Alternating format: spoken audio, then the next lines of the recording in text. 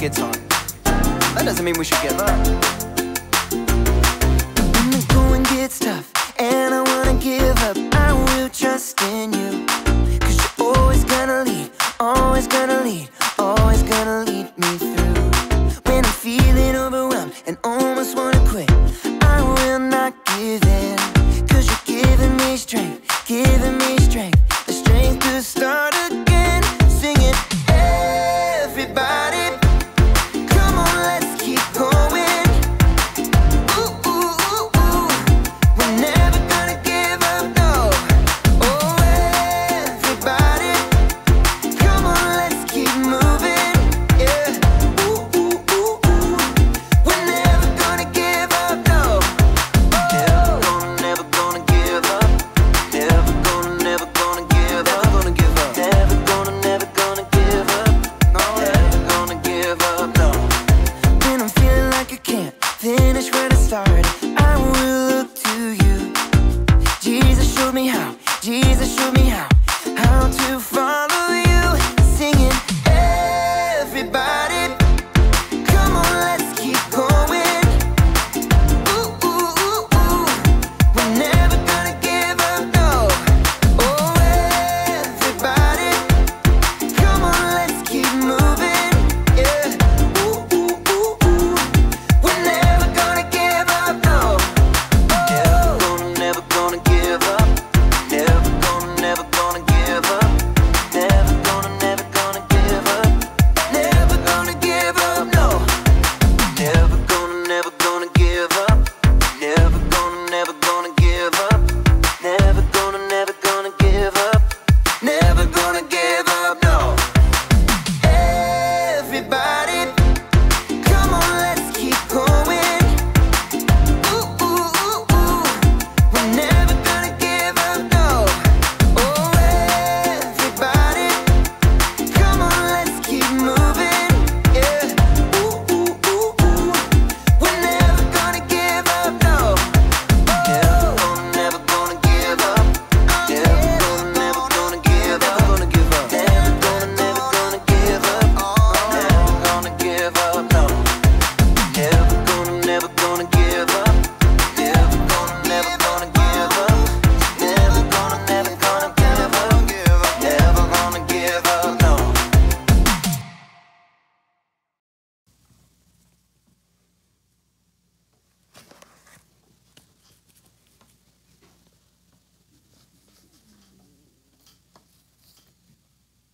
Do you know what this means? This is important. Do you know what this means? You want to quit your job and become a sculptor? No.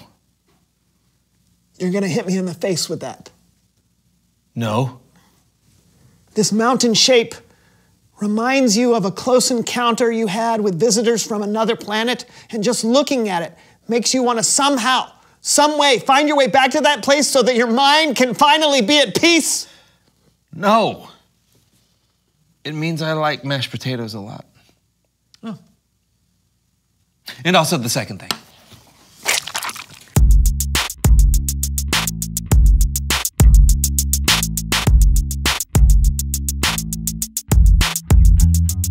And that's how I got rid of the squirrel smell. It was that easy. Oh, hey, everybody, I'm John. And I'm Brandon. And this is the So-and-So Show. Hey, today we've got a very special game to play. John! I'm Brandon. Yes? You've got to come with me. At once. And who are you? Oh, of course. Apologies. Yeah. I am Doc Tan. Oh, hi. At your service. Well, welcome to the show, Doc. What kind of a doctor are you? Never mind. Listen, your studio is in danger. Danger? Yes, I've come from the past. You what? Travel through time to get to you. I have waited my entire life for somebody to say that to me. Am I dreaming? Ouch! You're supposed to pinch yourself to see if you're trimming, not someone else. Oh. Ow! Listen, we are wasting time here. Your younger selves are about to turn this basement into an arcade. Oh, that's kind of cool. No, not cool. Because if it turns into an arcade, then it will never become a studio. And the so-and-so show will never exist. It's time. I have set this alarm to precisely 17 seconds before we need to leave. Now, put these on. Quickly, Okay. quickly. Here we go. Okay, grab my hands. All right. John, press the button for us. Now! No!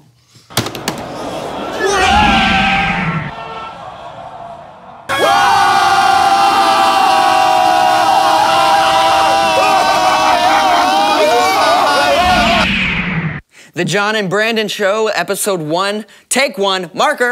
Okay, go. You're supposed to say action. Oh, I didn't know that. Action. Not now, John. We've already ruined this take. Oh, so start over? Yeah, here, let me do it.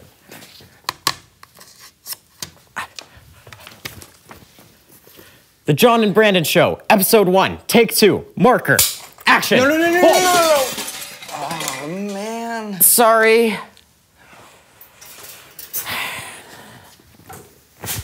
What are we doing, Brandon? We don't know anything about making a show. I know, but I thought it would be fun to make your basement into a studio. Yeah, but it's too hard. Let's try something else, something easy. Like an arcade? Like an arcade.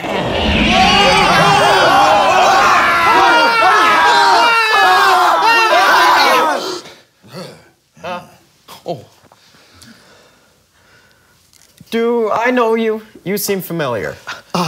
Yes, I am, how do I explain this without altering the entire course of my life? It's you, your future self, all grown up. See? The hairline, the baggy eyes, the wrinkly lips. Okay, I'm not that old, but he's right, kid. I am you. Cool. Super cool. So what happens? Do I become an astronaut, an actor, an underwater drummer? Oh, I totally forgot about underwater drumming. No. But you know what? I really don't want to tell you everything that happens because if I do, it'll ruin half the fun of your journey. Let's just say that this basement comes in real handy. Ah, the arcade. I knew that was a good idea. Actually, not the arcade.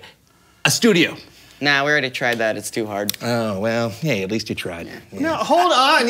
You can't give up on something just because it's hard. You've got to keep going. Yeah, because there are things that happen to you in the future that you don't know about yet. Yeah, like if you don't keep going, then you're gonna miss out on some of the greatest things that have ever happened to you. Like you'll get to spend all this time hanging out with your best friend, and you get to meet a lot of exciting new people and play games and learn about God. I don't know. Yeah, he's right. Well, I guess we could give it one more try. Oh, yeah. And we could put a desk right here and sit behind it like real show hosts. Yeah, and you know what? You could really make a difference in the world, and you couldn't do that if you played in an arcade all day. But we don't really know how to make a real show. We haven't known how to do that for 5 years. But hey, listen, remember what our great Uncle Spaghetti Todd used to say? Yeah. You don't have to unravel the whole bowl of noodles before you eat. Yeah, right. Sometimes you just gotta go for it. Yeah, let's do it. Close enough, close enough. You did it! We did it! You saved the studio!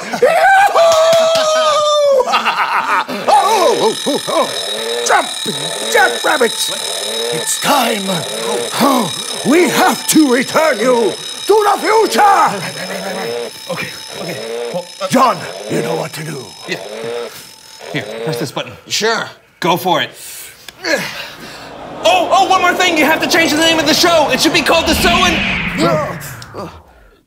Change the name of the show to what? I don't know. He said the so and so show or something like that. We'll just use that as a placeholder. Yeah, until we get something way better.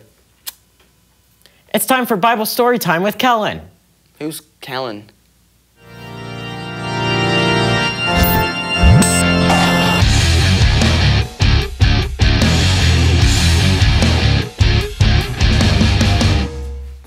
Hey guys, listen, unfortunately something has come up and I can't be with you all today, but don't worry, everything's fine.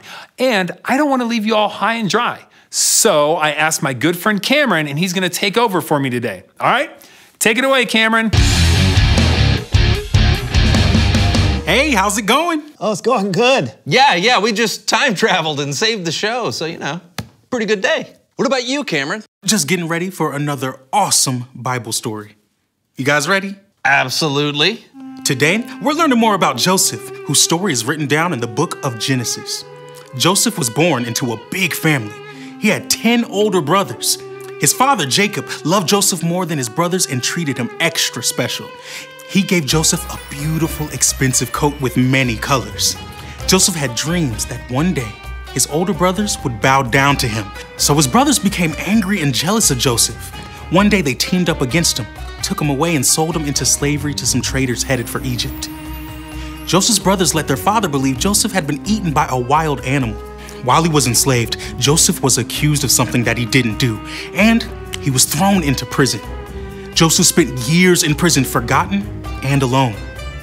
One person who forgot about Joseph was the Egyptian King Pharaoh's chief wine taster. He'd been in prison with Joseph, and Joseph had told him what his dreams meant. But when the wine taster went back to work for the Pharaoh, he forgot all about Joseph until 2 years later. Pharaoh himself wanted someone to tell him what his dreams meant. The wine taster finally remembered, and so Joseph was brought to Pharaoh. Joseph, I've heard that when you hear a dream, you can explain it. I can't do it, but God will give Pharaoh the answer he wants. Pharaoh told Joseph his dreams, one about cows and one about grain. And with God's help, Joseph told Pharaoh what his dreams meant. God has shown you what will happen. 7 good years with plenty of food are coming, but then 7 years without enough food will follow. Pharaoh should look for a wise, understanding man to take charge and store some of the food in the good years so there will be food to use later. God has made all this known to you? I'm putting you in charge of the whole land of Egypt. Pharaoh gave Joseph the royal ring that he was wearing. He put fine robes around him, he gave Joseph a chariot to ride, and made Joseph the second in command. Joseph traveled all throughout Egypt and helped to store grain during the 7 plentiful years. Then, the 7 years of famine, when the land didn't produce any food, began. The famine stretched to all the surrounding lands too. And everyone who was hungry came to Joseph to buy food, including Joseph's brothers. His 10 older brothers traveled from their homeland far away. They bowed down to him just like Joseph dreamed they would. Joseph recognized his brothers, but they did not recognize him, so he pretended to be a stranger. Where do you come from? The land of Canaan. We've come to buy food. You are spies! No, sir. We are all brothers. We've come to buy food. Joseph didn't reveal himself, but he gave his brothers food. And he told them that if they ever came back, they had to bring their youngest brother, Benjamin. When they ran out of food again, they brought Benjamin back to Egypt, this time to Joseph's own house. When he saw his brother Benjamin, Joseph could no longer keep his secret hidden. I am your brother, Joseph, who you sold into Egypt. Don't be upset, and don't be angry with yourselves because you sold me here. God sent me ahead of you to save many lives. He made me like a father to Pharaoh and a ruler of Egypt. Now, go back to my father and tell him everything. Then Joseph hugged each of his brothers and cried over them. Pharaoh set aside the best land in Egypt for Joseph's family. Joseph was finally reunited with his father, and Joseph was able to provide for all his family. Joseph had some very hard times. It would have been easy for him to give up, but he held on, and God worked out even the worst circumstances for good. In the end, Joseph forgave his brothers and saved their lives. Even when Joseph couldn't see it, God was with Joseph. Joseph could only see his story in parts while he was living it. God could see the bigger story. Whoa. My thoughts exactly. I mean, Joseph's brothers were terrible to him. Yeah, they were. But Joseph didn't give up. God was able to make something good come out of something bad. You know, God's pretty amazing at turning things around. Totally. Great story, Cameron. Bye. Anytime. See ya.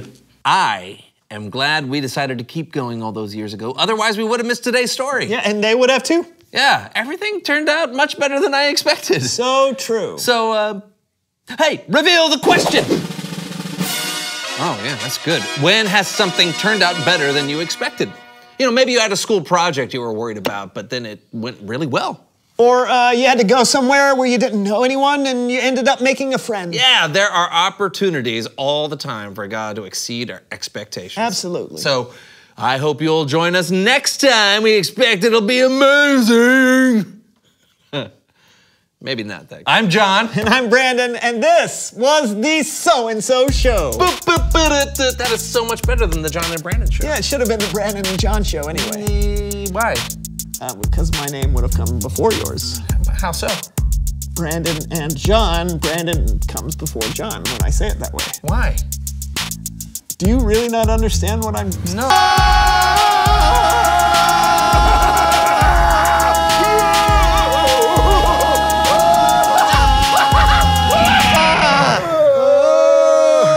Hey. Oh. Oh. Hey, you. That one looks like you. What? That one looks like you. No, I don't see a sheep. So we're still doing this. Hey. Oh, man.